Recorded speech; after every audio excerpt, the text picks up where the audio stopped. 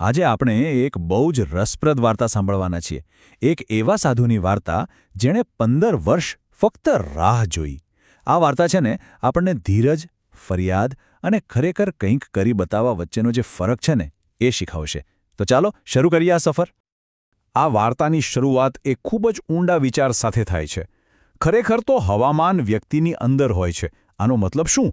મતલબ એ જ કે બહાર ગમે તેવી પરિસ્થિતિ હોય, ગમે તેવા સંજોગો હોય, પણ આપણી અંદર શું ચાલી રહ્યું છે, આપણો દૃષ્ટિકોણ કેવો છે, એ જ આપણી દુનિયા નક્કી કરે છે. આખી વાર્તાનો સાર આ એક જ વાક્યમાં છે. યાદ રાખજો. તો વાર્તા શરૂ થાય છે એક મઠથી. પણ આ કોઈ સાધારણ મઠ નથી. અહીંની પરંપરાઓ બહુ જ અસામાન્ય છે. અહીં એક નિયમ છે, મૌનનો નિયમ. પણ ઊભા રહો, આ કોઈ સામાન્ય મૌન વ્રત નથી. આની પાછળ એક બહુ જ વિચિત્ર શરત છે. તો એ નિયમ શું હતો? સાંભળો. પહેલું, તમારે સંપૂર્ણ મૌનમાં રહેવાનું. બીજું, તમારે પૂરા 5 વર્ષ સુધી રાહ જોવાની. અને ત્રીજું, 5 વર્ષ પૂરા થાય પછી તમને બોલવા માટે મળશે ફક્ત 2 શબ્દો. વિચારો તો ખરા, 5 વર્ષની ચૂપકીદી પછી ખાલી 2 શબ્દો. કેટલું કઠોર હશે નહીં?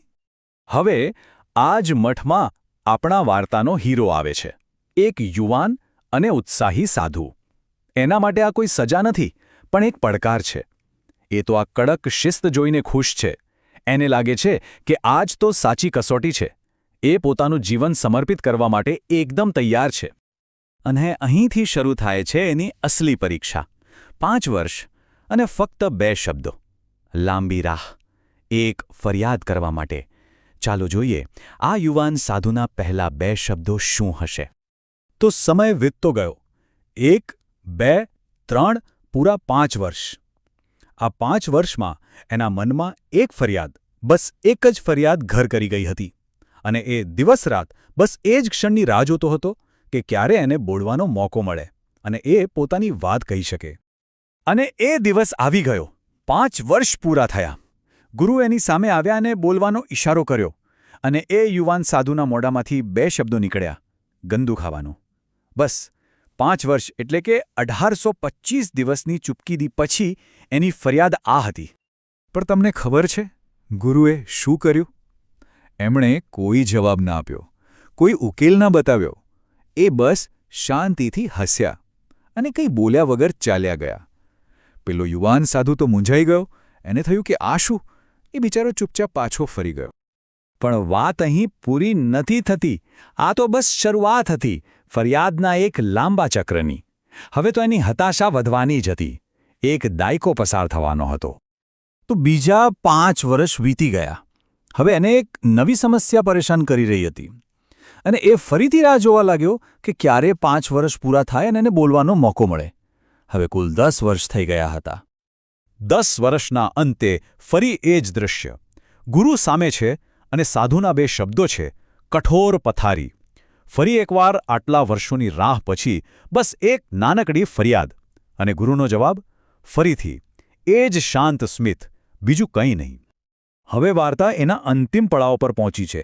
15 વર્ષ હવે તો હદ થઈ ગઈ હતી. પેલા સાધુની ધીરજનો બાંધ હવે તૂટી ગયો હતો.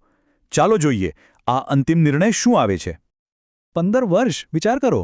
એક વ્યક્તિ પોતાના જીવનના 15 વર્ષ ફક્ત 2-3 સમસ્યાઓ વિશે વિચારીને અને એની ફરિયાદ ક્યારે કરીશ એની રાહ જોવામાં વિતાવી દે. બસ આ જ કર્યું એણે. જ્યારે 15 વર્ષ પછી ગુરુએ એને ત્રીજી અને છેલ્લી વાર બોલવાનો મોકો આપ્યો, ત્યારે એના મોઢામાંથી માત્ર 2 જ શબ્દો નીકળ્યા. નહીં થાય. એણે હાર માની લીધી હતી. એ થાકી ગયો હતો. અને ત્યારે ગુરુ પહેલીવાર બોલ્યા. અને એમના શબ્દોએ આખી વાર્તાને એક નવો વળાંક આપ્યો.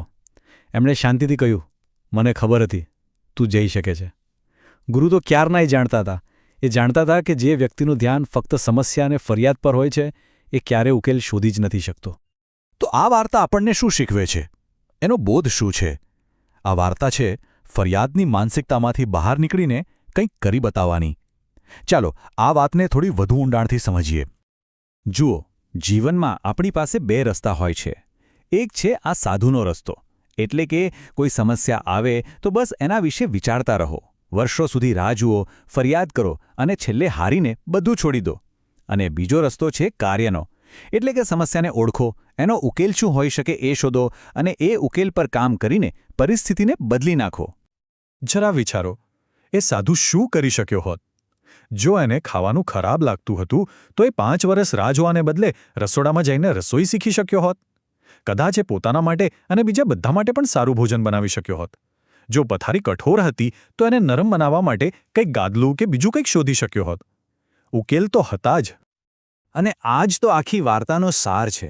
આપણામાંથી ઘણા લોકો બસ રાહ જોતા હોય છે કે કોઈ આવે, આપણને પૂછે કે શું થયું, અને આપણે આપણી ફરિયાદોની લાંબી યાદી એમને સંભળાવી દઈએ. પણ આપણે એ નથી વિચારતા કે ફરિયાદ કરવાને બદલે શું આપણે પોતેનો ઉકેલ નથી લાવી શકતા? તો આ વાર્તા આપણને બધાને અંતે એક સવાલ પૂછીને જાય છે. આપણા પોતાના જીવનમાં એવી કઈ સમસ્યાઓ છે, એવી કઈ ખરાબ રસોઈ કે કઠોર પથારી છે જેના માટે આપણે ફક્ત ફરિયાદ કરી રહ્યા છીએ અને રાહ જોઈ રહ્યા છીએ કે કોઈ બીજું આવીને એને ઠીક કરી દેશે, જ્યારે કદાચ એનો ઉકેલ આપણા પોતાના હાથમાં જ છે? વિચારવા જેવી વાત છે, નહીં?